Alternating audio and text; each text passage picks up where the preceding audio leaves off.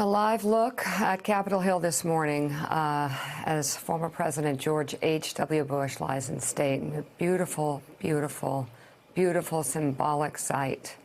And what really touched me, Joe, was the picture that we saw yesterday of his service dog lying by his casket before it was put out in state, just doing his final duties for the former president. A moving service, actually, yesterday in the Rotunda. Representatives from both parties, from past administrations. A moving moment where Nancy Pelosi and George W. Bush hugged, and in the spirit of Bush 41, showed America that you could disagree with each other, at times strongly, and still love and care for each other. George W. Bush, when he was President of the United States, knew that he had no more of an implacable political foe than Nancy Pelosi, a tough speaker. And yet, whenever there were meetings where she was supposed to attend, he would playfully call her number 3, and they would both laugh about it.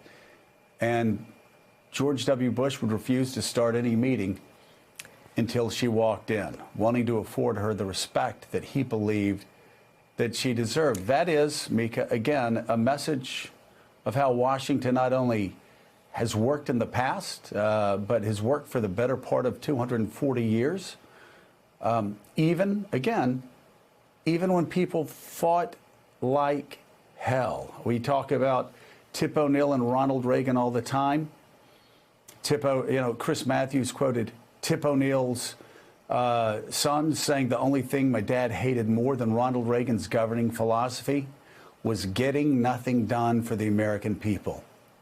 And Reagan and O'Neill worked past that, much like if you talk to Bill Clinton and Newt Gingrich now, even with the specter of impeachment, those two men continued working together for the good of their country, even in the toughest of political times. This is not a zero-sum game. You can disagree with somebody, you can fight them hard, you can try to kill their political ideas, and still treat them with great respect. That, at the end of the day, Mika, may be the lasting legacy of George H.W. Bush. The humanity, not just towards political opponents, but toward opponents in the news media. Well, it's a portrait of his character that everybody is feeling as they enter the Rotunda and reflect on his legacy, which his legacy is so rich in service, and that alone is incredible to consider when you look at his life. But Reagan and Tip O'Neill, they built in their relationship into their day, having those drinks every night at 6. They knew they needed to do that. With George H.W. Bush, empathy and duty was ingrained in his character. From the loss of his daughter to the loss of his buddies in war, he knew he had a duty, and he had this tremendous empathy that stayed with him throughout his life and truly led others to be drawn to the beauty of his character, and especially now when we look back on his life. And Willie, you talked last hour about something I think very important, and that is a large number of military veterans following in the footsteps of President Bush, those who served us in war first and then came home and served us in peace. When you were fighting in World War II with your buddies, or Iraq, or Afghanistan, and you saw that there were no Democrats or Republicans in foxholes or on missions, that we were all one, we were Americans.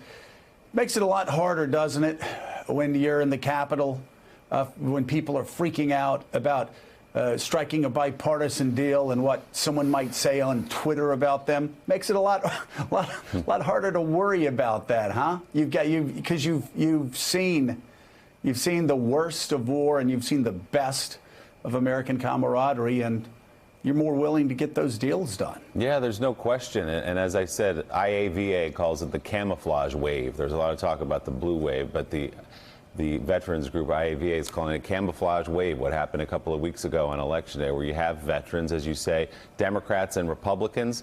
We've had many of them come on this show, and they don't jump right to partisan politics. Many of them didn't even want to talk about President Trump and his tweets and all those things. They want to talk about working together to get things done. Obviously, that's easier said than done, and once you get to Washington, you have to face the realities there. But those men and women do come to Washington with a much different mindset than I want to grab power, I want to seize power, and I want to hold on to power for dear life. Their lives have been about service, and their lives have been about getting things done.